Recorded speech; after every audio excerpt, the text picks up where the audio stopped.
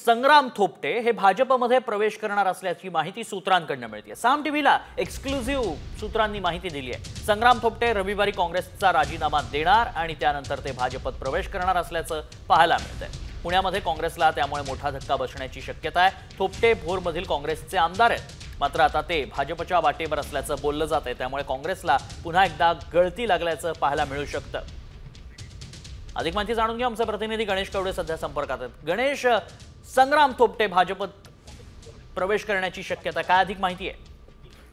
नक्कीच काँग्रेसचे नेते असे संग्राम थोपटे आहे ते भाजपच्या वाटेवर असल्याचं सांगितलं जात आहे, कारण की गेल्या काही दिवसांपासून काँग्रेसमध्ये संग्राम थोपटे यांना कुठेतरी डावलण्यात येतं असा आरोप आहे तो होताना पाहायला मिळत होता। विरोधी पक्ष नेते संदर्भात देखील आहे ते संग्राम थोपटे आक्रमक होते, मात्र त्यावेळेस देखील विजय वडेट्टीवार यांची वर्णी लागण्यात आली होती। मात्र संग्राम थोपटे यांना कुठलंही मोठं पद आहे ते मिळालं नव्हतं, त्यामुळे कुठेतरी त्यांची नाराजी होती आणि त्याचमुळे कुठेतरी संग्राम थोपटे आता भाजपमध्ये प्रवेश करणार असल्याचं सूत्रांकडून माहिती मिळते। नक्कीच धन्यवाद गणेश, आपण दिलेल्या सविस्तर माहितीसाठी।